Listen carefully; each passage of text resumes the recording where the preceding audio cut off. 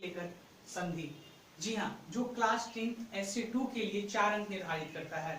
अब इस 4 अंक के लिए हम लोग सबसे पहले इसके पाठ्यक्रम अनुसार जानेंगे कि संधि क्या है, इसके कौन कौन से पार्ट्स हैं, कहाँ से क्वेश्चंस आते हैं, बोर्ड लेवल पे किस तरह के क्वेश्चन आएंगे और हम उसे कैसे सॉल्व करेंगे। तो चलिए हम लोग डायरेक्ट करते हैं हमारे व्हाइट बोर्ड पे संधि के बारे में पढ़ने के लिए। संधि, सबसे पहले कि संधि होता क्या है। संधि जी, दो वर्णों के परस्पर मेल को संधि कहते हैं। जब दो वर्ण आपस में मिलते हैं, जुड़ते हैं, तो उनसे जो विकार उत्पन्न होता है वो संधि कहलाता है। और इसी को बोल सकते हैं हम लोग संधि विच्छेद के रूप में। दो वर्णों को अलग करना संधि विच्छेद कहलाता है। चलिए, तो सबसे पहले हम लोग देखते हैं 10 एसए 2 के पाठ्यक्रम अनुसार संस्कृत को 3 पार्ट्स में डिवाइड किया गया है। फर्स्ट पार्ट स्वर संधि, सेकेंड पार्ट व्यंजन संधि और थर्ड पार्ट विसर्ग संधि है। तो ये तीनों अलग अलग संधि है जी। ये 4 अंक के लिए पूछे जाते हैं, इसलिए हमें इस तीनों को पढ़ना है। साथ ही साथ इसके कुछ और पार्ट्स भी डिवाइड कर दिए गए हैं जिसको डिटेल्स में पढ़ने हैं। तो सबसे पहले स्वर संधि को देखते हैं। 3 अलग अलग पार्ट्स में इसका जो विवेचन है हमें पढ़ना है। पहला है अयादि संधि, दूसरा है यन संधि और तीसरा है पूर्व रूप संधि। ये संधि का बहुत ही आसान सा प्रारूप है जिसको पढ़कर हम आसान से 2 नंबर इससे गेट कर सकते हैं। अब आते हैं व्यंजन संधि के बारे में। व्यंजन संधि का है प्रथम वर्ण से तृतीय वर्ण में ट्रांसफॉर्मेशन करना। ठीक है, यानी हम लोग बोल सकते हैं कि प्रथम वर्ण को तृतीय वर्ण में बदलना। नेक्स्ट है प्रथम वर्ण को पंचम वर्ण में बदलना। फिर नेक्स्ट आता है म का अनुस्वार बनाना। इसे भी बहुत ही आसानी से कैचअप किया जा सकता है और सॉल्व किया जा सकता है। नेक्स्ट विसर्ग संधि, मेरी माने तो सबसे आसान विसर्ग संधि है हमारे लिए, क्योंकि इसमें विसर्ग का लोप करना है और दूसरे में सत्व संधि यानी विसर्ग का श में बदलना। तो ठीक है, इसके साथ मैं अब आपको बताऊंगा, डिस्क्राइब करूंगा अयादि संधि के बारे में, यन संधि के बारे में और प्रारूप संधि के बारे में। ओके,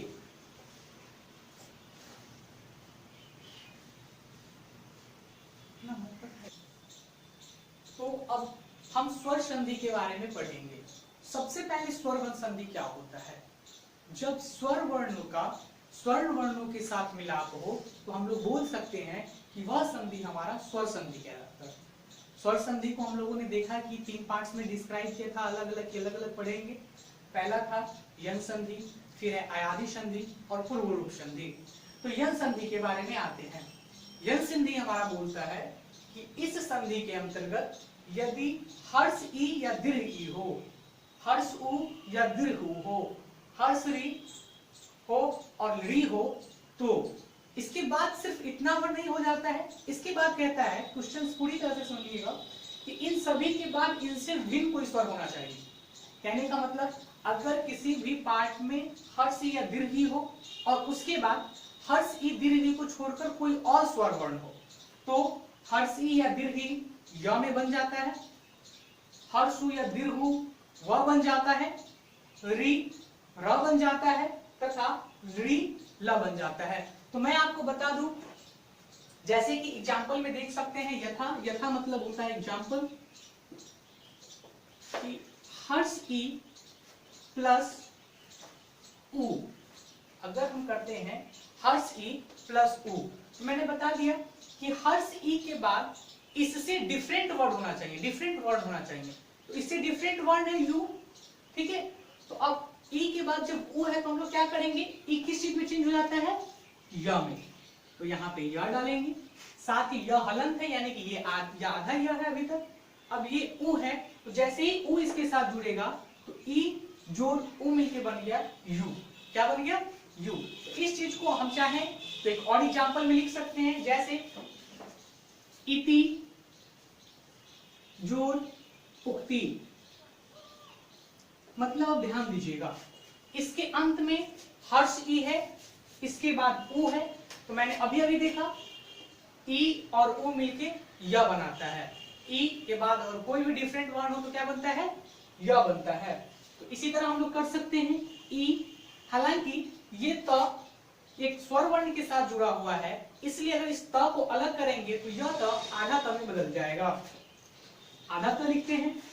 अब ई और ऊ मिलके हम लोगों ने देखा है कि य और उसके बाद ऊ है तो ऊ लगा दिए हैं, ऊ बन गया है। फिर कति का कति लिख देते हैं, यानी कि इति जोड़ उक्ति मिलकर एक वर्ण तैयार करता है, एक पद तैयार करता है, जिसको हम लोग बोल सकते हैं इतियुक्ति। तो ये हो गया हमारा ई का य में बदलना। अब देख सकते हैं ऊ का व में बदलना, री का र में बदलना, ली का ल में बदलना। जैसे देखिए, अगर हम लिखते हैं ली जोड़ आकार, तो फिर यहां पे ली आता है, ली से डिफरेंट वर्ड है, तो ली किस चीज में चेंज हो जाएगा? ल में। यहां पे डालेंगे ल। ल के बाद आकारा है, आकारा जुटेगा तो ये बन जाएगा नया सेंटेंस लाकारा। बहुत ही आसान है, आप चाहे तो फोकस करके इसको क्लियर कर सकते हैं। ओके, एक पार्ट है जिसके अंतर्गत हम लोग पढ़ेंगे कि यदि ए ओ औ के बाद कोई भी स्वर वर्ण हो तो हम लोग ए को ए में बदल देते हैं, ए को आई में बदल देते हैं तथा ओ को औ में बदल देते हैं, औ को औ में बदल देते हैं। दोनों यन संधि और अयादि संधि दोनों में सेम फीचर्स हैं, लेकिन कुछ तब्दीली के साथ। इसलिए आप ध्यान दीजिएगा, यन संधि और अयादि संधि में जब भी कंफ्यूजन निकले तो एक चीज का ध्यान दीजिएगा, यन संधि का स्टार्टिंग वर्ण य है, यानी यन संधि में बदलाव करते समय य होता है, जबकि अयादि संधि का स्टार्टिंग में अय है, यानी अयादि संधि में बदलाव करते समय अय होता है। तो अब हम लोग कुछ एग्जांपल्स लेते हैं, इस एग्जांपल्स के थ्रू हमें पता चलेगा कि कैसे सॉल्व करना है। हमने एक एग्जांपल लिया है पो जोड़ अनम। अब देखिए ओ है, ओ के बाद कोई भी स्टार्टिंग वर्ड है, स्वर वर्ण है, इस स्वर वर्ण के रहने पे हम लोग ओ को चेंज कर देते हैं, किस चीज में? औ में। तो ओ जब औ में चेंज हो जाएगा तो बनेगा पौ नम। ठीक इसी प्रकार अगर हम चाहें तो और बोल सकते हैं, अगर मेरे पास ऑप्शन आता है गुरु वागते, तो देख सकते हैं यहाँ पे गुरु वागते हैं। आप इसको फिर सॉल्व कर सकते हैं कि यहाँ पे व लगा हुआ है, तो जब व लगा हुआ हो तो हम लोग किस चीज पे चले जाते हैं? यन संधि पे। यहीं पे कंफ्यूजन होता है, इस चीज को ध्यान दीजिएगा। इसका आसान से हो जाएगा गुरु जोड़ आगते। ठीक इसी प्रकार अगर हम लोग कुछ और टर्म्स देखें यहाँ पे तो आप बोल सकते हैं, देख सकते हैं इस चीज को,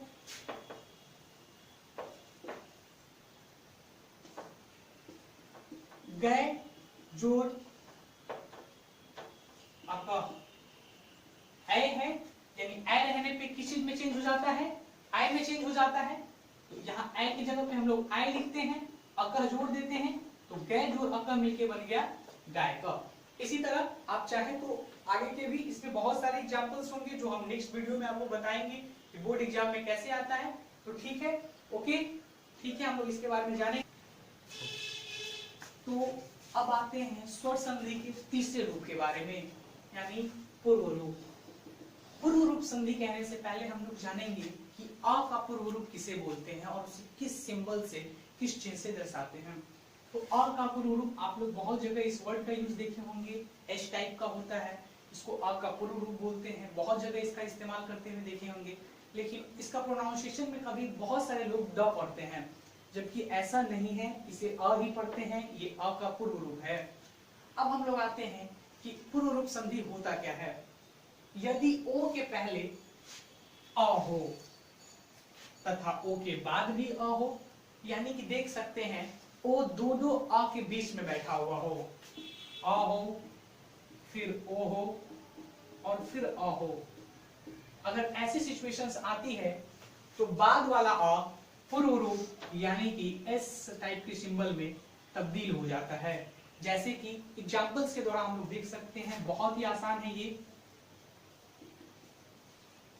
प्रभो जोर अत्र, तो आप देख सकते हैं यहाँ पे ओ है, ओ से पहले जो स्वर वर्ण इसके साथ लगा हुआ है वो अ है, तथा ओ के बाद भी जो स्वर वर्ण लगा है वो अ है।